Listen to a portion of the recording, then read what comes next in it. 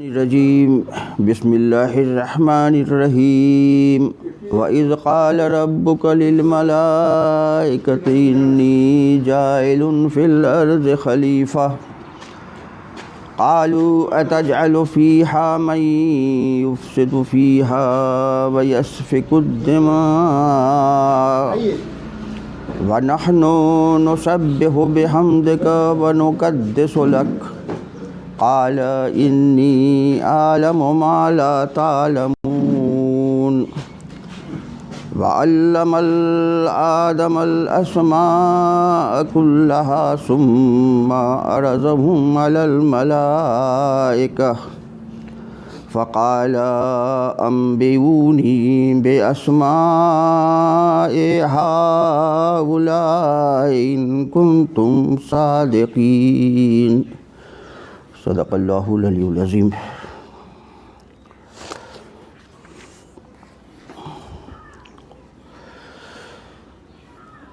ترجمہ ہے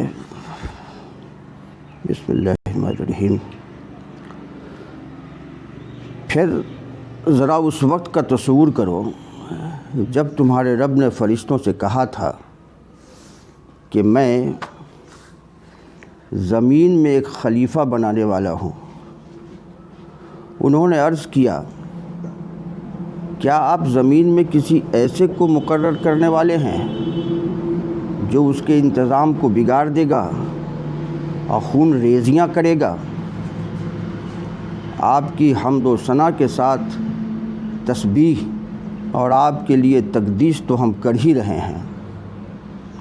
فرمایا میں جانتا ہوں جو کچھ تم نہیں جانتے۔ اس کے بعد اللہ نے آدم علیہ السلام کو ساری چیزوں کے نام سکھا دیے، پھر انہیں فرشتوں کے سامنے پیش کیا اور فرمایا اگر تمہارا خیال صحیح ہے کہ کسی خلیفہ کے تقرر سے انتظام بگڑ جائے گا تو ذرا ان چیزوں کے نام بتاؤ۔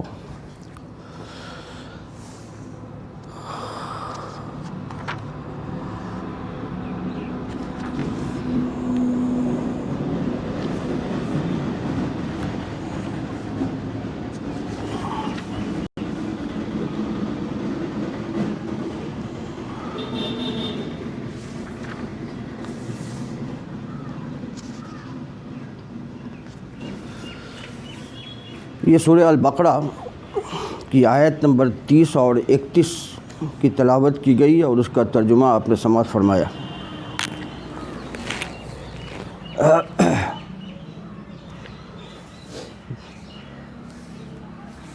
اس قصے میں جانے سے پہلے ذرا پچھلی آیتوں سے جو اس کا تعلق ہے وہ ذرا سمجھ لیا جائے۔ پچھلی آیتوں میں ہم لوگوں نے مطالعہ کیا تھا هو الذی خلق لکم ما فی الارض جمیعا، دنیا کی ساری چیزیں، اس کائنات کی جتنی بھی چیزیں ہیں اللہ تعالیٰ نے انسان کے لیے پیدا کیا ہے، انسان کے لیے بنایا ہے۔ زمین اور آسمان سے لے کر ساری چیزیں ہیں، یہ سب کس کے لیے پیدا کیا ہے اللہ تعالیٰ نے؟ انسان کے لیے پیدا کیا ہے۔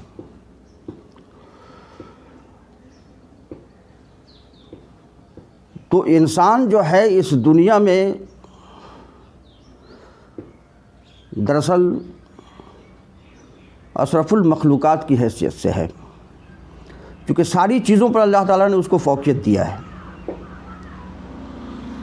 اور ساری چیزوں کو اس کے لیے مسخر کر دیا ہے، اور جتنی بھی نعمتیں اس زمین سے لے کے آسمان تک اللہ تعالیٰ نے بنائی ہیں وہ سب انسان کے فائدے کے لیے، اس کو استعمال کرنے کے لیے بنایا ہے، وہ اس کا استعمال کرے گا۔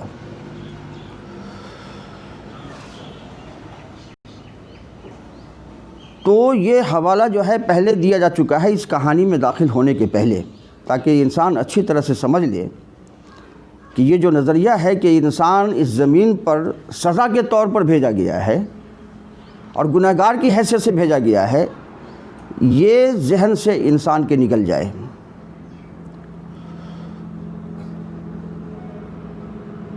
اس کے بعد جو ہے اس قصے کی شروعات اللہ تعالیٰ کر رہا ہے آدم علیہ السلام کے قصے کی۔ پھر ذرا اس وقت کا تصور کرو جب تمہارے رب نے فرشتوں سے کہا تھا کہ میں زمین میں ایک خلیفہ بنانے والا ہوں، زمین میں ایک خلیفہ بنانے والا ہوں۔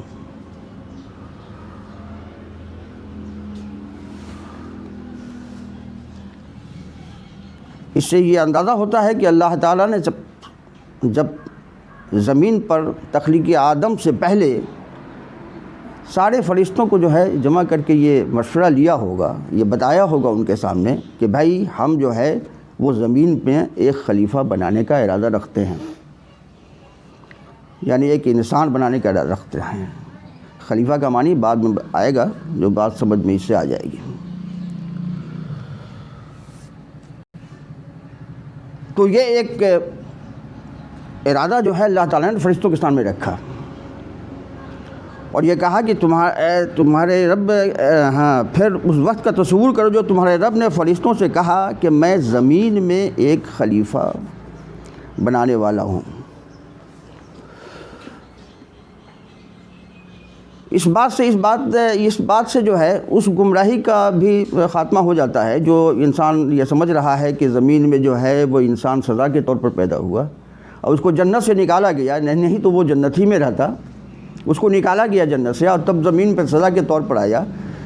یہ تصور بھی یہاں پر کٹ اپ ہو جاتا ہے، کیونکہ اللہ تعالیٰ کا ارادہ پہلے ہی سے تھا کہ یہ انسان کہاں کے لیے بنایا گیا ہے؟ زمین کے لیے بنایا گیا ہے۔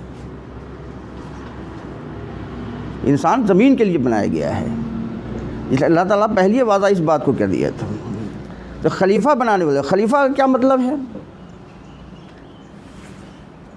خلیفہ کا معنی با اختیار مخلوق، ایک ایسا مخلوق جو اللہ تعالیٰ نے اس کو اختیار کی آزادی دی ہے، وہ چاہے تو اللہ کے حکم کے مطابق بھی عمل کر سکتا ہے، اب وہ چاہے تو اس کا انکار بھی کر سکتا ہے۔ یہ اختیار دیا اللہ تعالیٰ نے، یہ اختیار اللہ تعالیٰ نے کسی مخلوق کو نہیں دیا ہے۔ فرشتوں کو تو دیا ہی نہیں ہے، جنات کے بارے میں کچھ تھوڑی سی اختیار کی، لیکن اس کے بارے میں ڈیٹیل ہم لوگوں کو نہیں معلوم ہے کہ اس کے اختیارات کتنے ہیں، کیا ہیں، نہیں ہیں۔ اور جنات کے لیے خلیفہ اور کا لفظ استعمال بھی نہیں کیا اللہ تعالیٰ نے، انسان کے لیے کیا ہے۔ اس لیے یہ بات ثابت ہوتی ہے کہ یہ انسان جو ہے خلیفہ کا مطلب کہ وہ با اختیار بنا کر کے دنیا میں بھیجا گیا ہے، اس کو اختیار دیا اللہ تعالیٰ نے،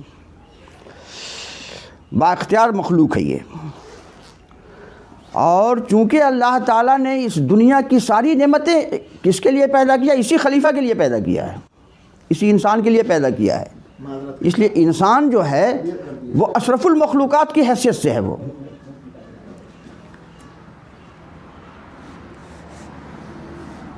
اس لیے انسان جو ہے وہ اس دنیا میں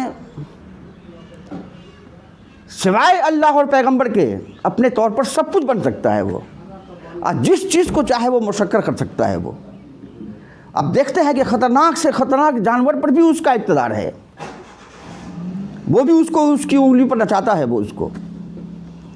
تو یہ اللہ تعالیٰ نے اس کو قوت دی ہے، یہ اختیار دیا ہے، اور اس اختیار کا استعمال یا تو اللہ کے بنائے ہوئے قانون کے مطابق کرے اور نہیں تو اس کی خلاف ورزی کرے۔ یہ دونوں اختیار اس کو دیا ہے، یا تو اس کا انکار کر دے اللہ تعالیٰ کا، یا نہیں تو اللہ تعالیٰ کو مان کر کے اس کے حکم کی پابندی کرے۔ یہ دونوں اختیار سے اللہ تعالیٰ نے اس کو نوازا ہے۔ کافی اس خلیفہ کا کام کیا ہوگا اس دنیا میں؟ اللہ تعالیٰ نے جو انسان کو بنایا ایک خلیفہ کی حیثیت سے، با اختیار مخلوق کی حیثیت سے اللہ تعالیٰ نے بنایا، تو اس کا کام کیا ہے؟ اس پر تھوڑا آگے جب ہم چلیں گے تو پھر روشنی ڈالیں گے۔ تو یہاں یہ سمجھ لیجیے کہ خلیفہ جو ہے انسان ایک ایسی مخلوق ہے جو اللہ تعالیٰ نے با اختیار مخلوق کی حیثیت سے پیدا کیا ہے۔ انہوں نے عرض کیا کیا آپ زمین میں کسی ایسے کو مقرر کرنے والے ہیں جو اس کے انتظام کو بگاڑ دے اور خون ریزیاں کرے؟ آپ کی حمد و ثنا کے ساتھ تسبیح اور آپ کے لیے تقدس تو ہم کر ہی رہے ہیں۔ تو فرشتوں نے کہا کہ مطلب یہ ہے کہ آپ ایک ایسے با اختیار مخلوق کو زمین پر پیدا کر رہے ہیں جو وہ اس میں فساد مچائیں گے، اس میں خون ریزیاں کریں گے، اور ہم تو تیری تسبیح میں اور ہم تو تیری تقدیس میں لگے ہی ہوئے ہیں، ہم تو آپ کی عبادت کر ہی رہے ہیں دن رات۔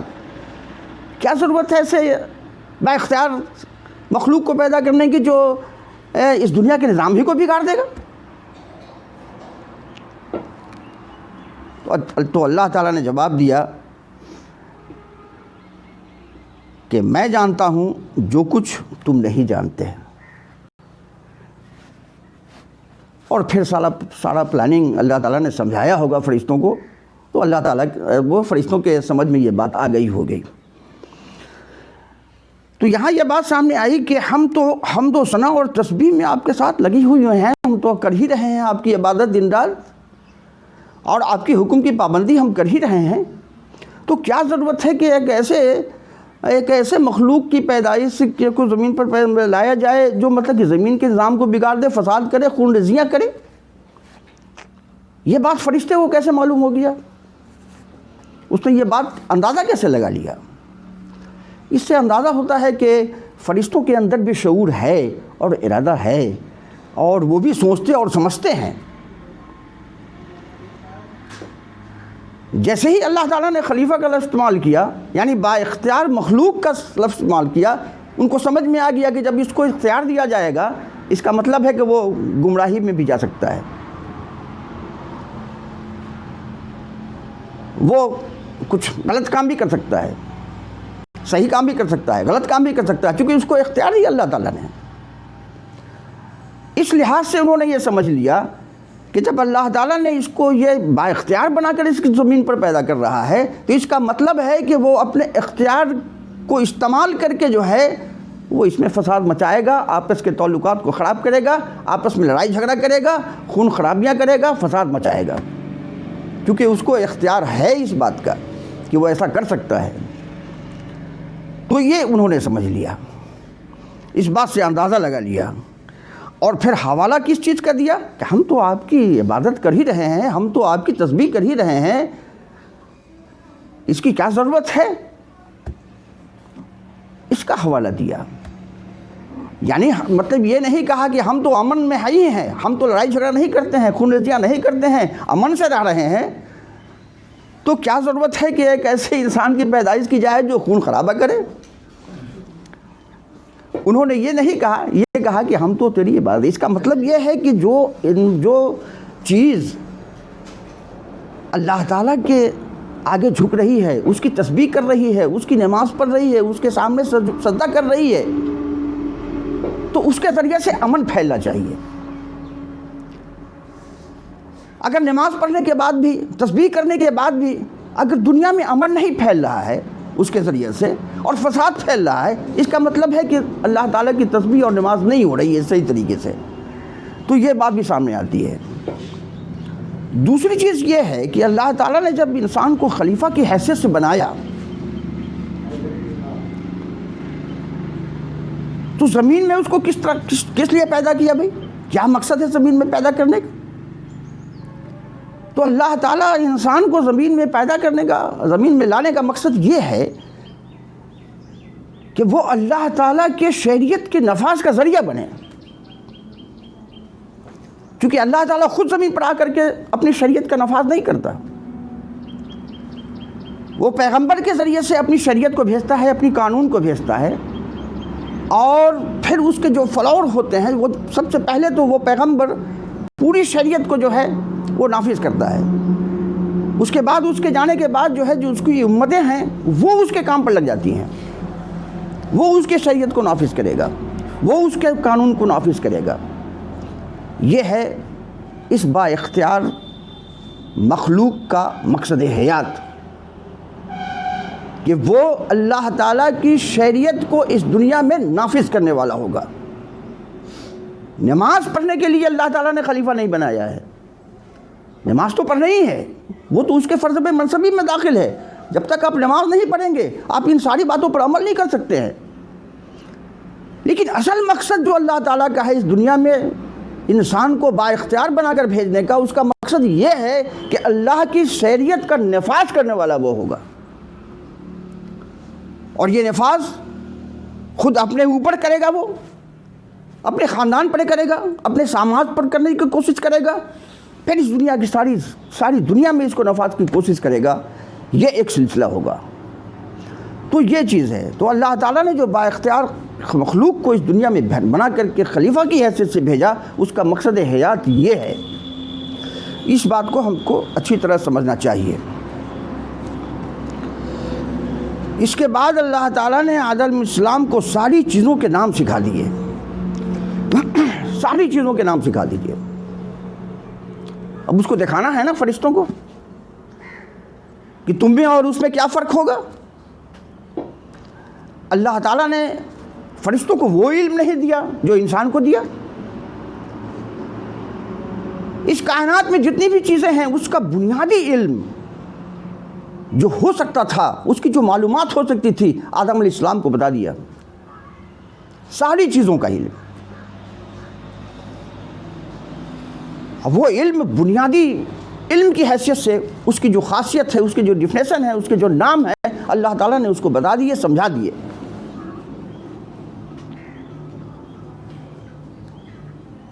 اب یہی علم پھیلتے پھیلتے پھیلتے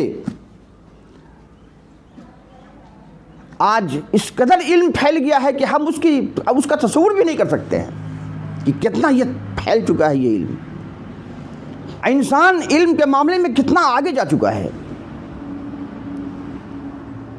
اس 50 سال کے اندر میں تو اس زبردست مطلب یہ ہے کہ جو انفارمیشن ٹیکنالوجی ہے اس میں جو ڈیولپمنٹ ہوا ہے، آپ دیکھ رہے ہیں، دنیا ایک مٹھی میں بند ہو گئی ہے۔ سیکنڈ کے ہزاروں حصے کے کم میں مطلب یہ ہے کہ آپ ایک بات دوسری جگہ تک پہنچا دیتے ہیں۔ یہ اتنی بڑی ڈیولپمنٹ ہوئی ہے، اتنی بڑی ڈیولپمنٹ ہوئی ہے کہ کہا نہیں جا سکتا۔ کوئی سائنسدان بھی یہ نہیں جانتا ہے کہ کتنا علم میں اضافہ ہوا ہے، چونکہ ہر آدمی اسپیشلائزیشن کا دور ہے۔ یہ ہر آدمی اپنے اپنے صوبے کے بارے میں تو جان سکتا ہے کہ ہمارے صوبے میں کتنا ترقی ہوا ہے۔ ایک ڈاکٹر جانتا ہے کہ اس ڈاکٹری کے لائن میں جو ہے سو کتنی ترقی ہوئی ہے، کہاں تک انسان پہنچ گیا ہے، کس طرح سے بائی پاس سرجری اور ڈائلیسس کے نظام کو وہ قائم کر رکھا ہے، اور کس طرح سے مطلب یہ ہے کہ اس برین کا جو اسٹڈی ہے وہ ہو رہا ہے، اور اس برین کے اندر جو پیچیدگیاں ہیں، جو ایک فائن کمپیوٹر ہے، اس کا اسٹڈی چل رہا ہے۔ اس طرح سے وہ جان رہا ہے اپنے لائن میں کہ کتنی ترقی ہوئی ہے۔ ایک انجینئر سمجھ رہا ہے کہ ہمارے لائن میں کتنی ترقی ہوئی ہے، وہ ڈاکٹر کے بارے میں نہیں جانتا۔ جب ایک ڈاکٹر ایک انجینئر کے سامنے گفتگو کرتا ہے، جو ٹیکنیکل ورڈ استعمال کرتا ہے، تو انجینئر نہیں سمجھ سکتا ہے۔ انجینئر جب اپنے لائن کی گفتگو کرتا ہے تو ایک ڈاکٹر نہیں سمجھ سکتا ہے اس گفتگو کو، اس کے جو ٹیکنیکل ٹرم ہے اس کو وہ نہیں جان سکتا ہے۔ اس طرح علم کے معاملے میں جو ہے وہ انسان جو آدم علیہ السلام کو اللہ تعالیٰ نے علم سکھائے تھے، وہ علم ڈیولپ کرتے کرتے آج اس شکل میں ہمارے یہ کہاں تک پہنچے گا اس کا اندازہ ہم نہیں کر سکتے، اس کا اندازہ ہم نہیں کر سکتے۔ چونکہ اللہ تعالیٰ نے جو ایک نظام کو بنایا ہے تو ایک فزیکل لاء کے ساتھ اس کو باندھ رکھا ہے، ایک فزیکل لاء کے ساتھ باندھ رکھا ہے۔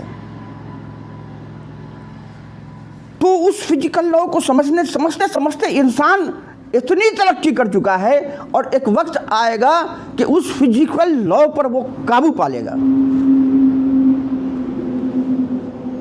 اور جب قابو پا لے گا تب وہ کس شکل میں نمودار ہوگا؟ کس شکل میں نمودار ہوگا؟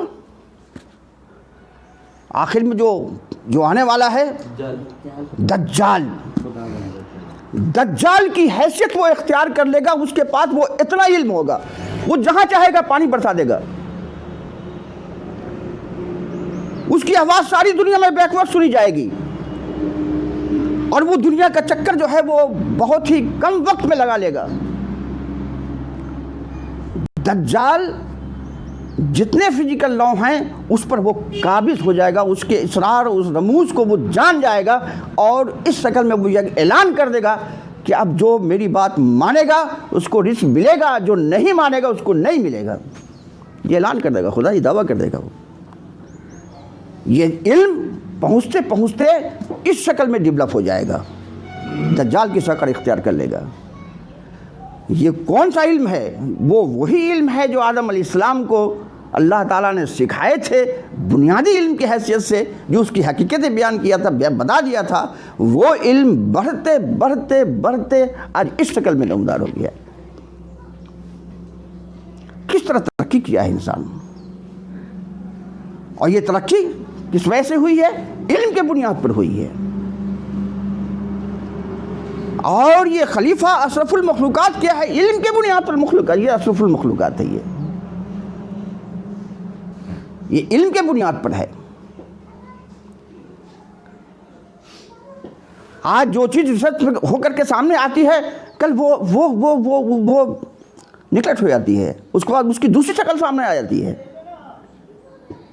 ہم لوگوں کو اچھی طرح یاد ہے، ماسٹر شعیب صاحب کے یہاں پر ہم لوگ ٹیوشن پڑھتے تھے، اور ایک ٹیپ ریکارڈ شاید لکشمن صاحب کے یہاں پر کوئی لایا تھا یا کیا تھا، کہ کس طرح سے آدمی بولتا ہے، اور اس میں جو ہے سو ٹیپ ریکارڈ مار صاحب ہم لوگوں کو لے کر گئے تھے دکھانے کے لیے. سبھی میں آ گیا. اب وہاں ہم لوگ گئے تھے اور اس کو دیکھا تھا، اور ہم لوگوں نے گفتگو کیا، اور پھر اس کو وہ سنایا. یہ کیفیت تھی ہماری. آج اس کی حیثیت ختم ہو چکی ہے. آج اس کی حیثیت ختم ہو چکی ہے. اب تو اشاروں میں جو گفتگو کرتے ہیں وہ بھی آپ کو معلوم ہو جاتا ہے.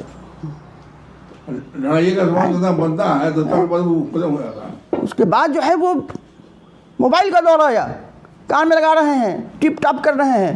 اب کیا ہے، آنکھ کے اشارے سے موبائل کو آپ چلا سکتے ہیں. یہ ڈیولپمنٹ ہوا ہے. تو انسان کو جو بنیادی علم آدم علیہ السلام کو اللہ تعالیٰ نے دیا تھا، یہ بنیادی علم پھیلتے پھیلتے پھیلتے یہ اتنی ترقی اب تک کر چکا ہے، اور نہ جانے یہ ترقی کتنی ترقی کرے گا، یہ آسمان کے کس کونے تک چھلانگ لگائے گا. اور پھر آخر میں آ کر کے جو ہے وہ یہ دجال کی حیثیت اختیار کر کے جو ہے وہ پوری اس کائنات کے اسرار کو، اس کی جو حقیقتیں ہیں، وہ اس کے راز ہیں، اس کو سب کو سمجھ جائے گا، اور سب کو اپنے قابو میں کر لے گا، اور اس کے ذریعے سے وہ اعلان کر دے گا کہ یہ اس دنیا کی بادشاہی میرے لیے ہے، اور اس کے پھر خلاف جو جنگیں ہوں گی وہ الگ چیز ہے. تو یہ ہے علم. تو یہاں اللہ تعالیٰ نے آدم علیہ السلام کو ابھی جو ہم نے تفریق کر دیا ہے کہ یہ دین کا علم ہے، یہ دنیا کا علم ہے، یہ تفریق ہم نے کر دیا ہے. دراصل دنیا کے جو علوم ہیں وہی تو دین کے علوم ہیں. اور اللہ تعالیٰ نے قرآن میں دوسری جگہ فرمایا کہ مطلب یہ ہے کہ ایک عالم اور ایک جاہل کیا برابر ہو سکتا ہے؟ ایک علم والا ایک جاہل کیا برابر ہو سکتا ہے؟ قرآن نے یہ کہا ہے. اور پھر دوسری جگہ یہ فرمایا اللہ تعالیٰ نے کہ زمین کو جو ہم نے بنایا، کیا اس پر تم غور نہیں کرتے؟ اس پیڑ پودوں کو جو ہم نے بنایا اس کو غور نہیں کرتے؟ یہ اونٹ، یہ ہاتھی، یہ پہاڑ، یہ مچھلی، یہ مطلب یہ ہے کہ یہ سارے جاندار سب کا حوالہ دے کر کے اللہ تعالیٰ بیان کرتا ہے کہ کیا تم اس پر غور نہیں کرتے؟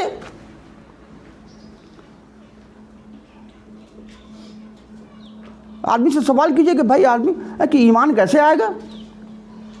آدمی کہتا ہے قرآن پڑھنے سے آئے گا، نماز پڑھنے سے آئے گا. اور یہ کتاب کیا کر رہی ہے؟ اللہ کی کتاب کیا کر رہی ہے کہ نہیں، ان چیزوں پر غور کرنے سے ایمان آئے گا. ان چیزوں پر غور کرنے سے ایمان آئے گا.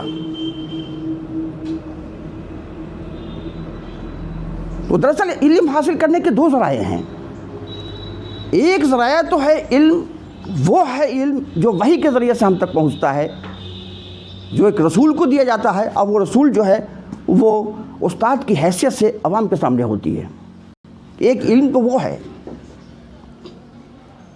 اس کو ریویلڈ نالج کہا جاتا ہے. ایک ہے اکتسابی علم، یعنی آدمی اپنی کوشش سے، اپنی محنت سے جو چیز حاصل کرتا ہے اس کو ایکوائرڈ نالج کہتے ہیں۔ یہ دو طرح سے علم انسان کو پہنچتا ہے۔ تو اب یہ دینی تعلیم اور دنیاوی تعلیم کی جو تفریق ہم نے کر رکھی ہے، دراصل یہ غلط ہے۔ یہ اللہ تعالیٰ نے فرشتوں کو دین کا علم دیا تھا، دنیاوی علم نہیں دیا تھا۔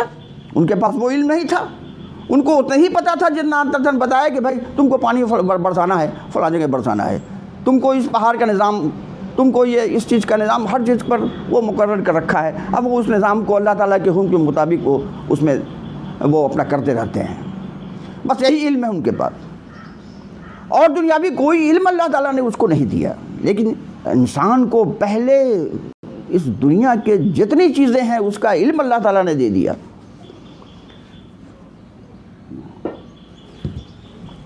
تو اس حیثیت سے دیکھیں کہ انسان کی حیثیت جو ہے وہ کیا ہے اس دنیا میں۔ اس انسان کی حیثیت وہ نہیں ہے جو لوگوں نے سمجھا ہے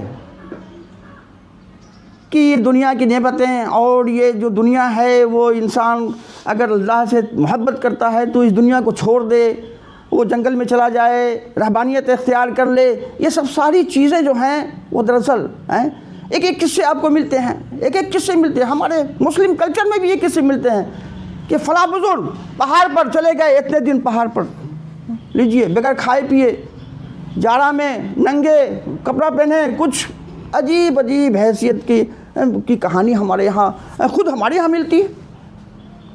چھوڑیے عیسائیوں کے عقیدوں کو، جنہوں نے تو جو رہبانیت اختیاری اس کا تذکرہ قرآن میں آیا ہے، لیکن اس طرح کی تعلیمات ہمارے یہاں بھی ہیں، خوب ہیں۔ تو اللہ تعالیٰ یہاں اس دنیا کو پیش کر رہا ہے۔ ایک مومن بننے کے لیے تین طرح سے آدمی ہے، ایک تو مسلمان ہے، دوسرا مومن ہے، تیسری محسن کی ہے۔ مسلمان تو یہ عام مسلمان ہے، جو مطلب یہ ہے کہ ہے پیدائشی مسلمان ہے، پڑھ لیا کلمہ ہو گئے مسلمان، یا خاندان میں پیدا ہو گئے مسلمان۔ لیکن جب وہ کائنات میں آتا ہے، ایک مسلمان جب اس مطلب یہ ہے کہ اس کائنات پر غور و فکر کرتا ہے، تو اصل مومن وہ بنتا ہے۔ وہ اللہ تعالیٰ کی آیات پر غور و فکر، یہ سب کیا چیز ہیں؟ یہ جتنی چیزیں ہیں سب اللہ تعالیٰ کی آیات ہیں، نشانیاں ہیں۔ اور اللہ تعالیٰ قرآن میں یہ نہیں کہتا کہ کیا تم اس کے بارے میں نہیں جانتے، کیوں نہیں جانتے، یہ نہیں کہتا ہے، بلکہ یہ کہتا ہے کیا اس پر غور و فکر نہیں کرتے، اس کے بارے میں نہیں سوچتے، وہ یہ دعوت دیتا ہے۔ تو دراصل یہ دنیا کی جو چیزیں ہیں یہ ہمارے ایمان کو پختہ کرنے کے لیے یہ کافی ہیں، اگر ہم ان پر غور و فکر کریں اور اس کو تدبر کی نگاہ سے دیکھیں اور اس کو خالق کی حیثیت سے اس کو سمجھنے کی کوشش کریں، تو ایک مسلمان کا ایمان اور بھی پختہ ہوگا، اور جب یہ ایمان پختہ ہو جائے گا تو وہ مومن کی شکل اختیار کر لے گا، اور پھر جب وہ اس سے آگے بڑھے گا تو وہ محسن کی شکل اختیار کر لے گا۔ تو یہ کس طرح ہوگا؟ یہ جب تک کہ ہم اس کائنات میں پھیلی ہوئی اللہ کی آیات پر غور و فکر نہیں کریں گے، اس کے بارے میں سوچیں گے نہیں، اس وقت تک ہم نہیں کھو سکتے ہیں۔ یہ ہوگا کب؟ جب ہم قرآن کو سمجھ کر کے پڑھنے کی کوشش کریں گے۔ جب تک کہ اس کو ہم سمجھ کر کے پڑھنے کی کوشش نہیں کریں گے، ہم اس علم تک نہیں پہنچ سکتے ہیں۔ اور یہ سب ہونے کے بعد اگر جو علم ہم کو وحی کے ذریعے سے پہنچا ہے، جو اکتسابی علم ہم نے اپنے طور پر حاصل کیا ہے، جب تک کہ یہ اکتسابی علم اس وحی کے علم کے تابع نہیں ہو جائے گا، ہم زمین پر امن اور زمین پر شریعت نافذ کرنے والے کبھی نہیں بن سکتے ہیں۔ یہ بات اچھی طرح ہم کو سمجھنا چاہیے۔ ہمارا جو مطلب کہ ایکوائرڈ نالج ہے، ہمارا جو اکتسابی علم ہے، ہم ایک بہت بڑے سائنٹسٹ ہو سکتے ہیں، لیکن جب تک کہ وہ سائنٹسٹ اس ریویلڈ نالج کے تابع نہیں ہو جائے گا، جب تک کہ وہ اس دنیا میں امن کی علامت نہیں بن سکتا ہے، وہ فساد پھیلائے گا۔ تو اس فساد سے بچنے کے لیے ایک بہت بڑے علمدان کو، ایک بہت بڑے سائنسدان کو جو ہے وہ اس وحی کے علم کے تابع بننا پڑے گا۔ یعنی ہمارا دنیاوی علم جو ہوگا وہ دین کے تابع ہوگا۔ اگر ہم دین کے تابع ہمارا دنیاوی علم نہیں ہے تو یہ علم دنیا میں فساد پھیلائے گا، خون ریزیاں پھیلائے گا اور نااتفاقی پھیلائے گا، اور جو ہے سو اس سے دنیا کے نظام کو درہم برہم کر کے چھوڑ دے گا۔ جو ہم اب دیکھ رہے ہیں، آج جو ہو رہا ہے وہ یہی ہو رہا ہے۔ اس لیے اللہ سے دعا ہے کہ اللہ تعالی ہم کو جو آیتیں آج پڑھی گئی ہیں، ان آیتوں کی روشنی میں اس کائنات پر غور و فکر کرنے اور اللہ تعالیٰ کی نشانیوں سے علم حاصل کرنے اور پھر اس علم کے بدولت اپنے ایمان کو مضبوط کرنے کی توفیق اللہ تعالیٰ فرمائے۔ وآخر دعوانا الحمد للہ رب العالمین۔